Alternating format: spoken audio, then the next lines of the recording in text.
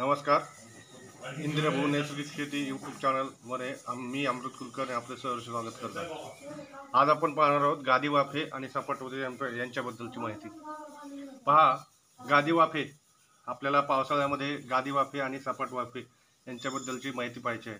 गादी वाफेमध्ये एक प्रकारे की आपण सपाट वाफे ज्याप्रमाणे करतो त्याप्रमाणे म्हणजे पिकांनुसार असतात ते. पिके आपण ज्याप्रमाणे घेतो, आपण भाजीपाला पिके घेतो पावसाळ्यामध्ये, त्यामध्ये मुख्यत्वे करून शेपू घेतो, कोथिंबीर घेतो, मेथी घेतो, त्याच्यानंतर जे आपले पातळ भाज्या पालक असेल, अशा पद्धतीने आपण सरळ लागवड पद्धतीने करतो.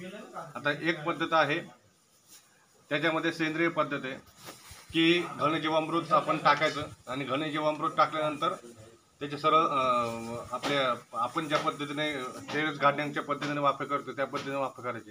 आणि गादी वाफे म्हणल्यानंतर आजकाल यांत्रिकीकरण आले. यांत्रिकीकरणामध्ये सरळ आपण ट्रॅक्टर नेऊ शकतो, यंत्र नेऊ शकतो आणि सरळ करू शकतो.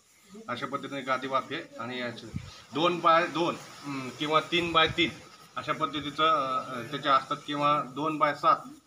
तुम्हाला जितका गादी वाफा लांब पाहिजे त्याच्यानुसार आणि तुमचं जितकं पीक आहे, तुम्हाला क्रॉप घ्यायचा आहे त्याच्यानुसार तुम्ही गादी वाफे तयार करू शकता. आता गादी वाफे म्हटल्यानंतर नेमके कोणते पिके गादी वाफेत घ्यायचे किंवा सपाट वापर कोणते पिके, त्या सपाट वापर आपण फळभाज्या लागू करू शकतो. आता एक ठिकाणी पाहू शकता, स्टँड घेऊन चला. एक ठिकाणी मी एक पद्धत दाखवतो मला. स्टँड घेऊन चला.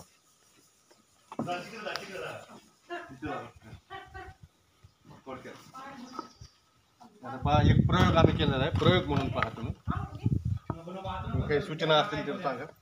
आता पहा, इथे एक जागा होती, आपण घरच्या घरी वापर केलेला आहे. इथे जागा आहे. आता इथे याचं काम आहे, घराचं काम होतं. त्यात आपण त्यांना जागा दिली.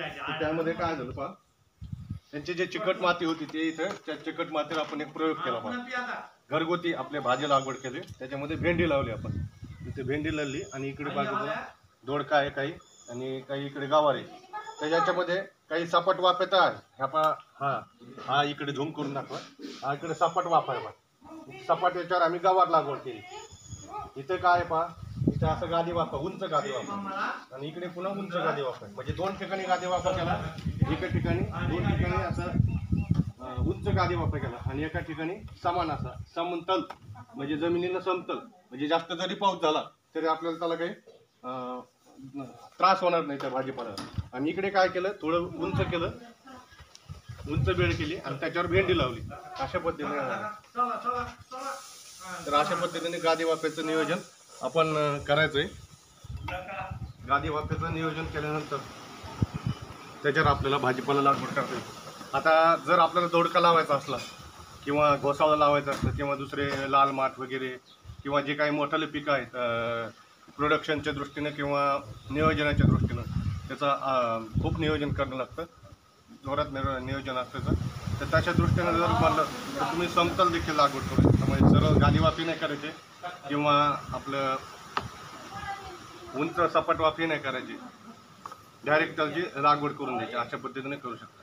तर भाजीपाल्यामध्ये ही पद्धत अतिशय महत्त्वाची आहे. किंवा कोणतंही पीक घेता नाही, आजकाल मी पाहतो की ऊस लागवड ही गादी वाफ्यावर होत आहे.